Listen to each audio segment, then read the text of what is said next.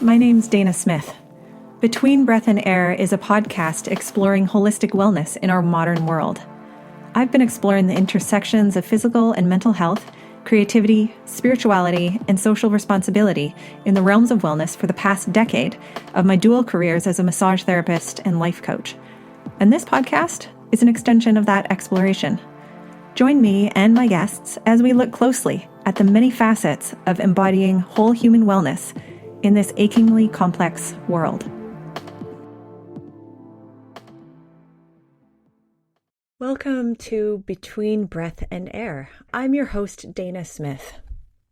I've been working with people in a healing and transformation capacity for the past 11 years or so.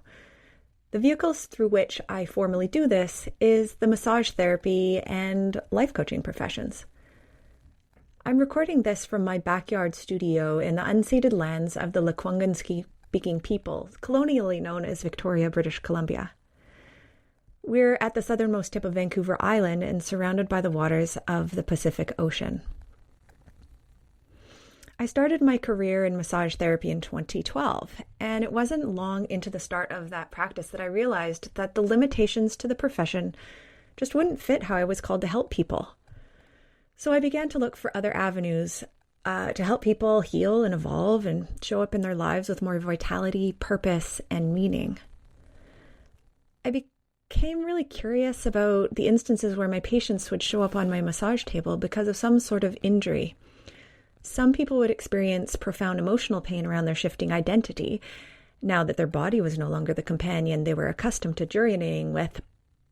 And because of injury and illness, they were no longer able to recognize themselves as they once had. I can think of countless times where a patient with a limiting body change would spin off into a place of catastrophizing fear in response to this. This could have been twigged by a doctor's diagnosis or their own interpretation of what was happening. Who am I now? What value do I even have anymore? How do I fit into the world in this new way? Huge questions sometimes get asked. Fears can arise related to worth, belonging, and the ability to survive.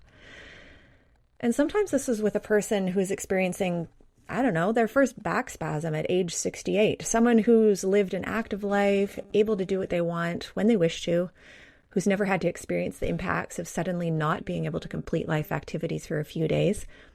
And suddenly they see with Technicolor all that they took for granted related to their ability to move freely without pain. It can be scary and so incredibly humbling.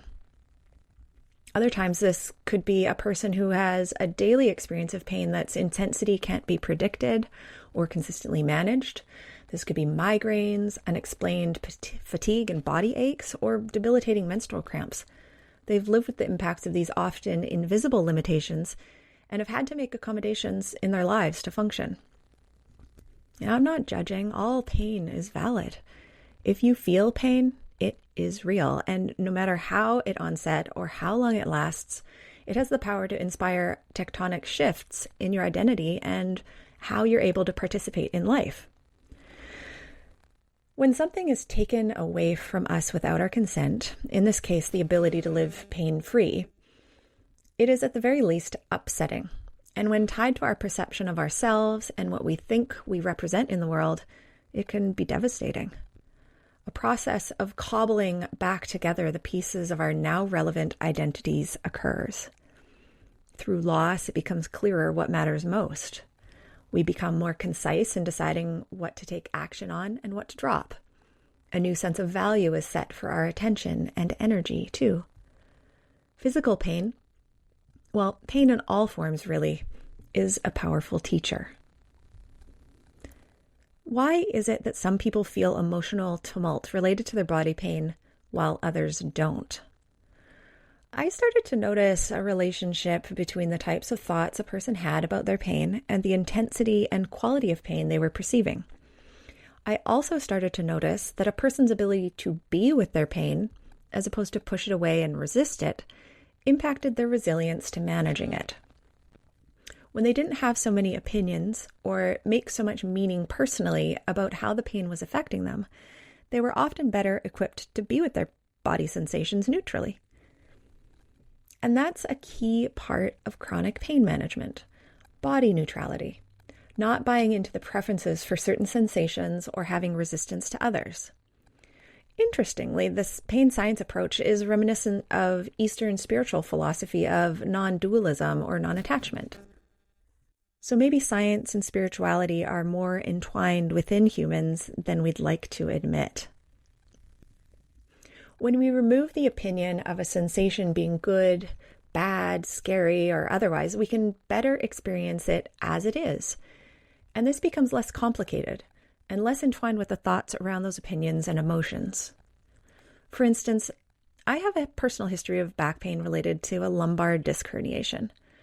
I've been in relationship to this for the past 7 or so years, and what I've noticed helps the most in managing these pain flare-ups is just not caring so much about it. Yeah, sometimes the flare-ups rock my boat. In these moments or days, I cannot be neutral about the physicality of this pain, nor the impacts on my mental health. I lose objectivity and the ability to converse with my body with compassion and curiosity. I can't neutrally experience it. It's just too uncomfortable to be with.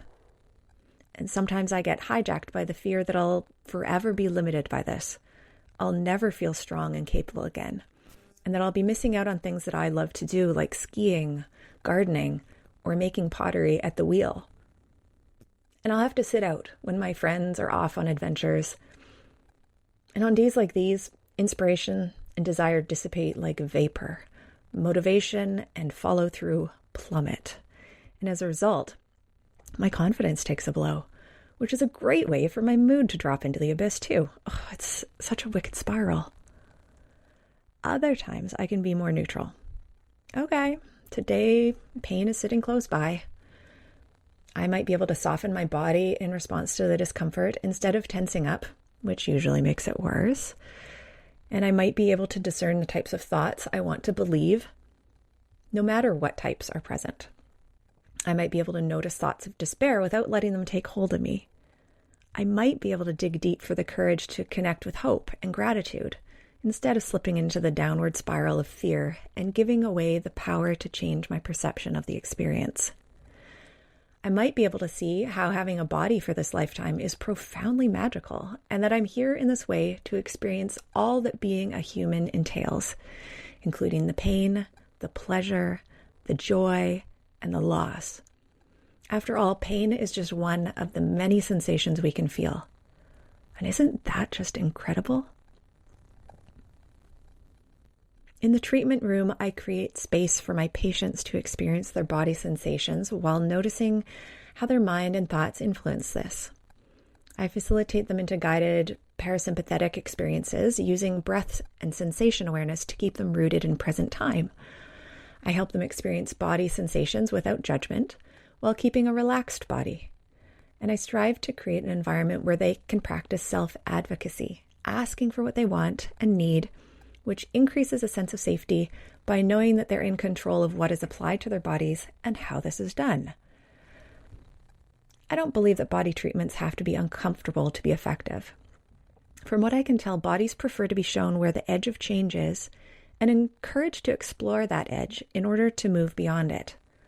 A body that's pushed too far, too fast, often recoils and is unable to integrate the change that was forced upon it.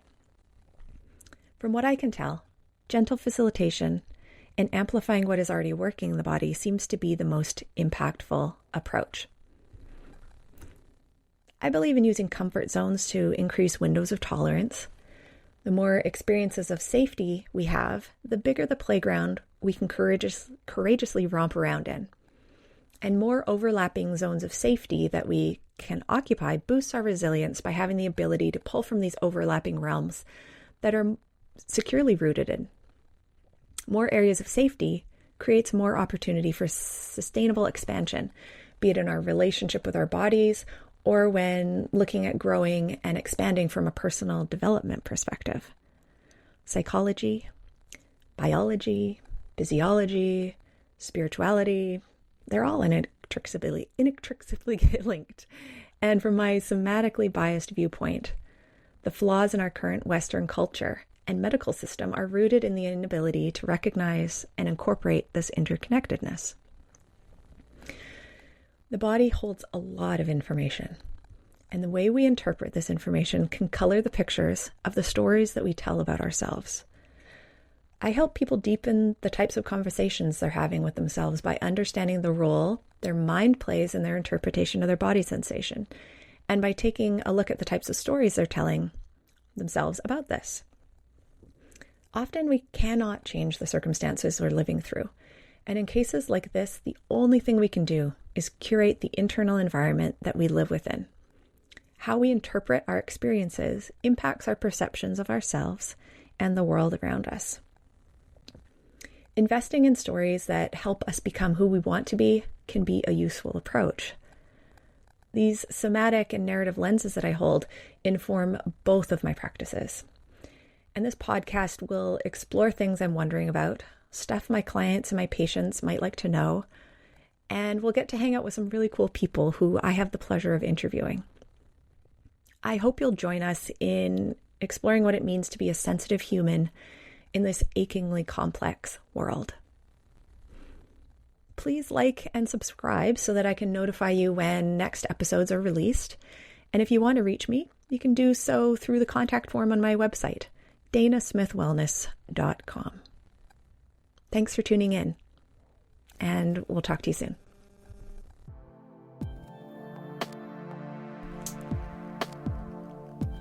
Thanks for listening to this episode of Between Breath and Air. If you're keen to support my work, please like and subscribe to this podcast. And if you'd like to be the first to know about other stuff I'm up to, hop over to my website, danasmithwellness.com, and subscribe to my love letter so I can visit your inbox a couple of times per month.